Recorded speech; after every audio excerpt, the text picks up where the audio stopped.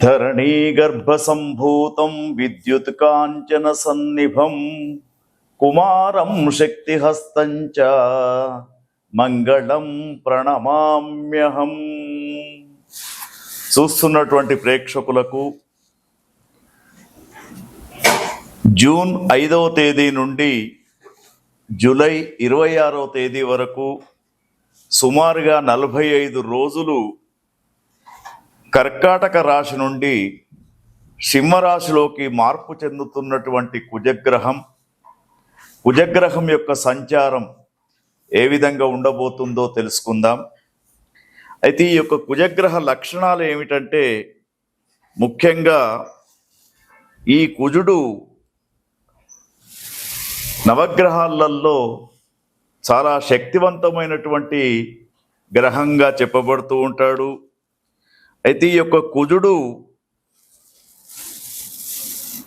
ఏ విధంగానైతే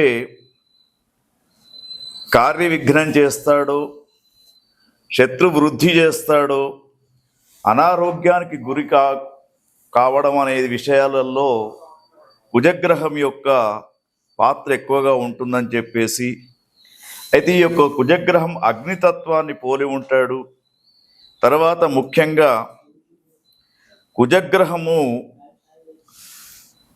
ఎక్కువ శాతము ఎరుపు, సింధూర వర్ణము వీటికి సంబంధించినటువంటి ధరించినప్పుడు కుజగ్రహము చాలా సంతోషపడుతూ ఉంటాడు. తర్వాత కుజగ్రహం యొక్క అనుకూల్యత లేనప్పుడు ముఖ్యంగా చంద్రేగ అనే సమిధలతో హవనం చేయడం, తర్వాత సుబ్రహ్మణ్య స్వామి పూజను చేయడం, కుమారస్వామి యొక్క పూజను చేయడం అనేది కుజగ్రహానికి అనుకూలంగా చెప్పబడుతూ ఉంటుంది. తర్వాత కుజగ్రహం ముఖ్యంగా ఈ కుజగ్రహానికి మిత్రగ్రహాలు ఏవైతే ఉన్నాయో వాటిని గమనించినప్పుడు గురువర్గ గ్రహాలైనటువంటి శుక్ర, రాహు, శని, బుధుడు వీటికి మిత్రగ్రహాలు. తర్వాత శత్రుగ్రహాలలో చూసినప్పుడు శనివర్గ గ్రహాలు ఏవైతే ఉన్నాయో శుక్ర, రాహు, తర్వాత శని, బుధులు ఈ కుజగ్రహానికి శత్రు గ్రహాలుగా ఉంటూ ఉంటారు. తర్వాత కుజగ్రహం అనుకూలంగా లేనప్పుడు ధాన్యాలలో దానం చేయవలసినటువంటివి కందులు లేదా కందిపప్పును దానం చేయాలి. తర్వాత కుజగ్రహం అనుకూలంగా లేనప్పుడు అనుకోనటువంటి కొన్ని పరిస్థితులు ఎదురవుతూ ఉంటాయి. ముఖ్యంగా మరి యొక్క కుజగ్రహానికి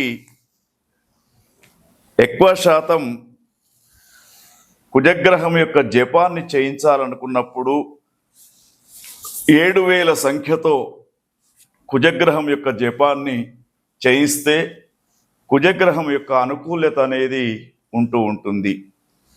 అయితే ఈ విశ్వావసునామ సంవత్సరంలో మనకు కుజగ్రహం జూన్ 5వ తేదీ నుండి జూలై 26వ తేదీ వరకు సుమారుగా 45 రోజులు కర్కాటక రాశి నుండి సింహరాశిలోకి మార్పు చెందినప్పుడు ఒక్కొక్క రాశి వారికి కుజగ్రహం యొక్క ఫలితం ఏ విధంగా ఉండబోతుంది అనే విషయాన్ని మనం తెలుసుకుందాం.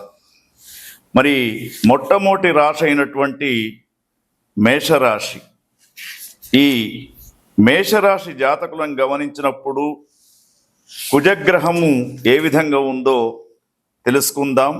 గజాననం భూతగణాదిసేవితం కపిత్తజంభూఫలచారు భక్షణం ఉమాసుతం శోక వినాశకారణం నమామి విఘ్నేశ్వర పాద పంకజం.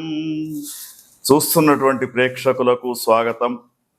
విశ్వావసునామ సంవత్సరంలో జూన్ 5వ తేదీ నుండి జూలై 26వ తేదీ వరకు కర్కాటక రాశి నుండి సింహరాశిలోకి మార్పు చెందుతున్నటువంటి కుజగ్రహ సంచారంతో మరి నవగ్రహాలలో 11వ గ్రహమైనటువంటి కుంభరాశి వారికి ఈ 45 రోజులు కుజగ్రహ సంచారం జరుగుతున్నటువంటి రోజులలో ఏ విధంగా ఉంటుందో చూద్దాం.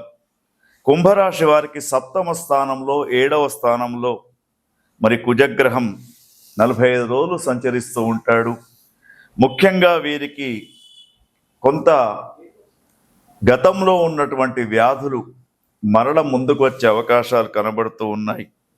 తర్వాత కుటుంబంలో కొంత కలహాలు ఏర్పడే అవకాశం కనబడుతూ ఉంది. అనుకోనైనటువంటి కొంత శత్రువులు ముందుకు వచ్చే అవకాశాలు, వైరభావనతోటి చూసే అవకాశాలు కనబడుతూ ఉన్నాయి. అయితే కుంభరాశి జాతకులకు ముఖ్యంగా ఈ 45 రోజులు వీరు కొంత జాగ్రత్తగా ఉంటూ వైద్యులను సంప్రదిస్తూ మరి వైద్యుల యొక్క సలహాలను పాటించాలి.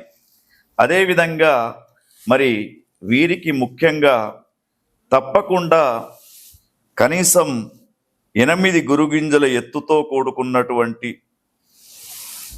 పగడాన్ని వీరు రక్షగా ధరించడం, ఎర్రని దస్తీని లేదా కర్చీఫ్ను ఉంచుకోవడం, మహిళలు ఎర్రని గాజులు తొడుక్కోవడం, తర్వాత సుబ్రహ్మణ్య స్వామి నరసింహస్వామి యొక్క ఆరాధన చేయడం వీరికి చెప్పుకోదగ్గటువంటి సూచన.